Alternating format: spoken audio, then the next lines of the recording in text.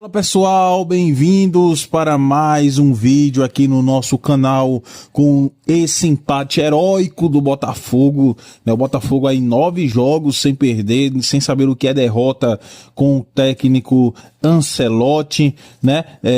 Botafogo jogando muito bem, primeiro tempo não foi tão bem, mas no segundo mostrou muita raça, jogando de igual para igual com o Cruzeiro no estádio do Mineirão e assim mesmo com 12 desfalques. Para essa e mais informações deste vídeo, análises aí deste empate, a mídia elogiando o Botafogo, deixa o like, se inscreva no canal, ative as notificações para não perder nenhuma novidade. As equipes que são equivalentes, né? Quando você olha o potencial técnico das equipes, elas, para mim, são equivalentes. O Cruzeiro teve uma temporada melhor, funcionou melhor como time ao longo do campeonato, mas o que a gente viu hoje foi um jogo de duas equipes agressivas, duas equipes verticais, né? Duas equipes que não ficam penteando a bola para um lado e para o outro.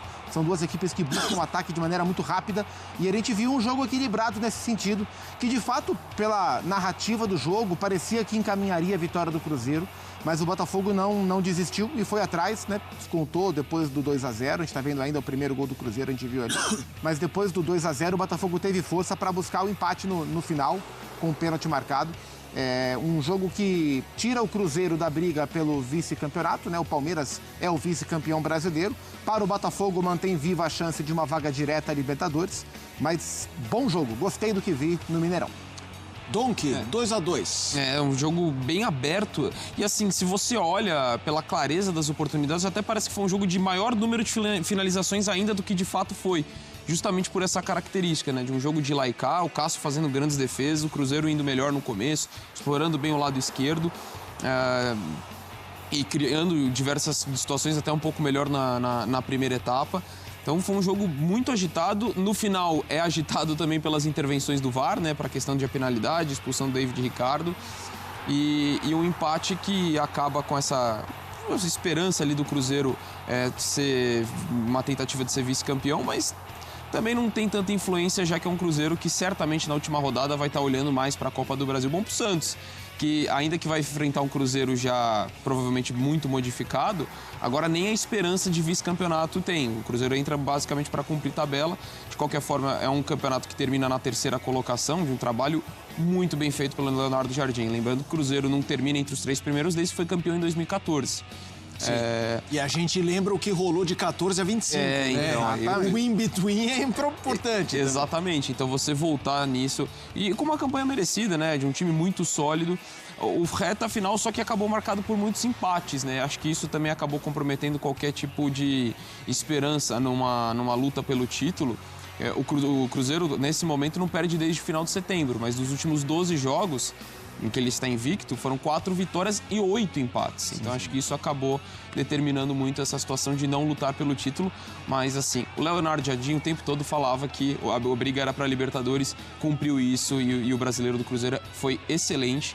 E ainda tem a possibilidade de título na Copa do Brasil. Gustavo Zupac, vamos lá, focando primeiro no Cruzeiro para trazer o Botafogo, porque eu tava olhando e é engraçado, né? O Botafogo, a gente olha por tudo que foi os mandos e desmandos e tal, você imagina um ano tenebroso. E é um ano de subaproveitamento, acho, do potencial, mas assim, É isso. Você olha... O Botafogo esteve o campeonato inteiro nessa faixa.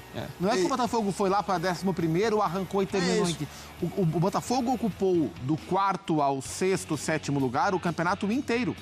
Ou seja, imagine se as coisas andassem ali em altitude de Cruzeiro, né? Porque não foi, não fazendo trocadilho com o adversário de hoje, saiu de forma espontânea. Eu falei que ia falar depois do Botafogo, mas eu trouxe ele, vamos lá. Então, o que imaginar de 26...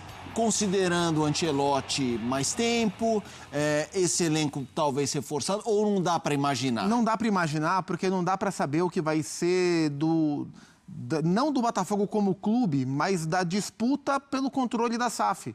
A disputa entre o John Textor e os acionistas da holding, como o associativo do Botafogo lida com essas questões, a gente não sabe como vai ficar o comando da SAF do Botafogo quanto de dinheiro vai estar disponível para investimento, né? Porque e a gente já falou isso aqui bastante. As práticas, os processos internos, né, do departamento de futebol do Botafogo me parecem muito bons, especialmente o departamento de scout. E por isso o Botafogo tem um bom time em 25, um time muito bom em 25, tinha um time excelente em 24, tinha um time bom em 23, em 23 brigou para ganhar, derreteu, em 24 foi lá e ganhou, em 25 esteve no Campeonato Brasileiro ali, na Libertadores não foi bem na competição, se classificou no finalzinho, né, na Bacia das Almas e acabou caindo para a LDU nas oitavas de final. Mas o grande ponto, e eu falei isso aqui várias vezes ao longo da temporada, é que o Botafogo virou um balcão de negócios por conta da maneira que a SAF tem que operar. Para gerar lucro aqui, para comprar e revender, para quitar com o Lyon, para fechar o ciclo da questão da holding multiclubes, né? Eu fiz um rápido levantamento hoje, talvez tenha escapado um ou outro, mas o Botafogo contratou, pelas minhas contas, 22 jogadores na temporada. Um clube que contrata 22 é porque liberou pelo menos 20. Então, assim, entra 22, sai 20. Essa média, você nunca tem um time pronto. As coisas estão sempre em construção. Então, eu não sei qual será a política de futebol do Botafogo para 26, em termos de ideia e em termos de investimento. Eu confio em quem trabalha lá. A questão é mais gerencial mesmo, né? E acho que essa é a dúvida que gera no torcedor. Porque o Botafogo tem um bom time, o Botafogo tem uma comissão técnica ainda engatinhando na carreira, né? Mas tem um bom time, tem um técnico já há alguns meses à frente do clube, e que se as coisas forem estáveis, o Botafogo tem condições de melhorar para a sua temporada. Mas hoje fica essa indefinição pela questão gerencial da SAF. Eu quero que você fale também sobre o Botafogo. Assim, você não tem dúvida do potencial técnico do elenco do Botafogo. Acho que a grande questão, até o Zupac falava da questão a indefinição, isso... Mas mesmo que você tenha um John Textor que permanece, ainda assim é uma indefinição, porque esse perfil que ele... E ele abraçou publicamente isso, né? Até pela forma como começou a temporada, o foco ali a partir de abril e tudo mais... E como ele abraçou o discurso que não, dá para fazer ajuste no meio da temporada e dar certo. Tornou o que aconteceu em 2024 como regra, mas não é uma regra no futebol. Que você faça a contratação no meio da temporada e dê tudo certo e ache um time ao longo da campanha. Isso, acho que foi uma casualidade, teve muito mérito, não tiro nada. Não estou falando que foi um acidente os títulos do Botafogo, muito pelo contrário. Mas você achar que esse tipo de planejamento é o modelo a ser seguido, não é muito por aí. E aí o Botafogo já teve todo o questionamento no começo do ano e por mais que você tenha contratado jogadores talentosos, jovens com grande potencial, a partir do momento que você tem mudanças tão drásticas ao longo da temporada, é muito complicado, do técnico que seja, você exigir que tenha resultados de forma imediata. Então, acho que talvez isso pode ser até um aprendizado para o próprio Textor de não tornar aquilo como regra, mas ainda assim é muito complicado, porque você ainda tem jogadores jovens de potencial que dentro desse perfil do Botafogo no último ano, é capaz de serem negociados, muito por conta do teto que eles podem atingir. Então, isso é uma grande dúvida do conhecimento das pessoas, como até o Zupa está falando, de mapear e contratar. O que o Botafogo fez é espetacular, assim, nos últimos anos. Eu não tenho dúvida da competência disso, não tenho dúvida da competência dos atletas. A minha preocupação é essa mudança excessiva, porque isso complica muito. Assim, você olha um exemplo, por exemplo, do Palmeiras que está há tanto tempo, é muito por conta da continuidade. Mesmo as mudanças que vão acontecendo naturalmente no elenco, elas são gradativas, às vezes tem uma mudança um pouco maior, mas o trabalho permanece. Então, isso é o que me preocupa em relação ao Botafogo atingir o potencial que ele tem. O potencial, não tenho dúvida nenhuma, que é para lutar pelos títulos, ser uma das grandes forças do futebol brasileiro na próxima temporada. Só que esse nível de alternância acaba complicando. Pessoal, rapidinho aqui para vocês, quem foi o melhor jogador do Botafogo nesse empate heróico no Mineirão? Para vocês, quem foi? Foi Montoro? Foi Marçal, né? Montoro entrou, mudou a partida, Marçal também aí jogando muito, né? Desde o início do jogo. Deixa aí os seus comentários e vamos voltar para o vídeo. Pênalti. Obviamente não é o melhor ângulo para comentar, a gente viu em outros ângulos, Zupac e Donk. Eu marcaria o pênalti, mas não foi o pênalti por querer, não. Foi o pênalti sem querer. Mas pênalti sem querer também é pênalti, né? O Marçal dá o toque na frente e antecipa. E o Kaique chega atrasado sem querer, né? Mas toca. Por isso o pênalti foi marcado e bem marcado. Eu também marcaria a penalidade, bem acidental, mas ele não, o Marçal quem toca na bola, o Kaique que fez ofensivamente fez um bom jogo, mas acabou cometendo esse pênalti que definiu o empate para o Botafogo no finalzinho. Aí o lance do pênalti, que foi o pênalti do lance do empate, o 2-2. Vamos à expulsão já nos acréscimos. O Daronco que depois deu, sei lá, 14 minutos de acréscimos e tal. Tudo bem que os dois lances foram já nos acréscimos. Esse lance, Zupac. A entrada é muito forte, né? A entrada ela é desnecessária. É a chamada força desproporcional. Isso. E também com recurso do VAR, né? E o Daronco botando para fora. Para mim também mais um acerto da arbitragem. Não, foram lances em que o VAR teve que agir, mas não são lances tão polêmicos, no meu entendimento. São lances de fácil decisão do árbitro. E ele acerta alto, com a sola na cabeça do Matheus Henrique. Então, assim, força desproporcional, o pé erguido, lance de risco pro adversário. Cartão vermelho justíssimo. A gente viu os dois lances assim, principais envolvendo a arbitragem, o pênalti no final para o Botafogo e a expulsão também no atleta botafoguense. Vamos com a... Uou! Paulada, hein? Vamos lá, vamos para a classificação no Campeonato Brasileiro. Os dois times colocados na ponta de cima. O Zupac já registrou essa mesma faixa, né? A gente tem ali o top 4 mais à frente, depois um miolinho. Mas estamos falando de times que remaram uma velocidade semelhante, né? O Flamengo 78, 73 o Palmeiras, 70 o Cruzeiro, Mirassol 66. Essas posições todas definidas, né? Nenhuma pode ser alterada. A partir daí tem a discussão de quem vai direto para a fase de grupos. O Ceni, por exemplo, falou dos jogadores, né? Quero ver terem raça, culhão e tudo mais. Porque Bahia e Fluminense se enfrentam. Exatamente. Não virou uma final. Se tem a Copa do Brasil e tal. Então, Fluminense 61, 60, Bahia, Botafogo 60, São Paulo 51, 48 Red Bull Bragantino. Esses dois times lutam pela vaga que pode ser aberta, né, para a Libertadores. Corinthians 46. Ponta de baixo, eu vou focar ali na luta contra o rebaixamento. O Galo teria chances, mas são remotos, porque o saldo de gols é uma diferença absurda. Mas vamos lá, Santos 44, 43 Ceará, 43 Fortaleza, Vitória 42 e Internacional 41. Essa é a luta contra o rebaixamento. Então, 2, 4, 5 para dois times que cairão, 3 se salvarão. Juventude é o penúltimo, já rebaixado, Sport, o lanterna.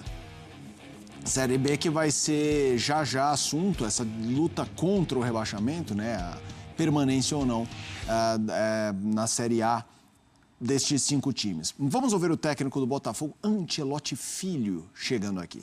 Pessoal, rapidinho aqui para vocês, o Botafogo se classifica para a fase de grupos da Libertadores, precisa do empate aí, né, que muito provavelmente pode acontecer, esse empate entre o Bahia e Fluminense, e o Fogão precisa vencer o Fortaleza. Para vocês, o Botafogo consegue essa classificação? Deixa aí seus comentários e vamos voltar para o vídeo. Mesmo com muitos desfalques, o time competiu até o final, então fico muito satisfeito. Agora, temos um jogo que temos que ganhar, temos que fazer tudo o que está nas nossas mãos para ficar quintos. Vamos precisar de todos, vamos precisar da nossa torcida, do nosso estádio, porque vai ser um jogo difícil contra um time que joga para a sua supervivência. Então vai ser um jogo vital pelos dois times e estamos preparados para esse jogo. David, boa noite. Hoje nós vimos 2 tempos bem distintos do Botafogo. Eu queria entender, no intervalo, o que tu passou para o time, qual foi a conversa no vestiário, o que deu errado no primeiro tempo, que deu certo no segundo, se puder fazer essa análise, mas principalmente falar qual foi a orientação no intervalo para o time voltar diferente. A ideia do plano do jogo era tirar o espaço nas costas, porque é um time muito perigoso nas costas, então jogamos uma primeira etapa um pouco mais conservadora. No gol tivemos pequenos detalhes. No primeiro gol deles, é um time que machuca com muito pouco, o Cruzeiro. O plano do jogo era esse, começar um pouco mais conservador para ser um pouco mais ofensivos com a entrada de Montoro na segunda etapa, porque Montoro ainda não teve essa sequência, esse ritmo. Nos últimos dias ele não treinou, mas é um jogador muito importante pelo time. Entrou e o time melhorou com bola. Depois começou a segunda etapa também com um gol deles no contra-ataque. Foi difícil, o time mostrou muito caráter. Modificamos um pouco a estrutura, jogamos um pouco mais ofensivos, mas foi fundamental a determinação dos jogadores depois para remontar.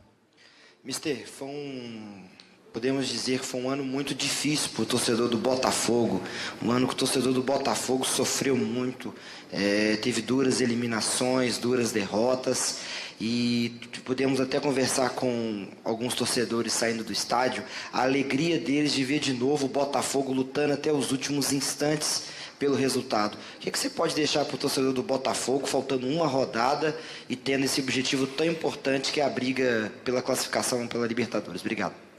É que o time está competindo. É verdade que foi um ano difícil, com muitos problemas, com muitas decepções para todos, a família do Botafogo, o torcedor e dentro também. Mas o time compete, vai competir até o final e até o último segundo do último jogo. Acho que temos uma base boa, pelo próximo ano competir bem. Pessoal, o Botafogo arrancou o empate heróico com o Cruzeiro depois de estar perdendo por 2-0 no estádio do Mineirão, né?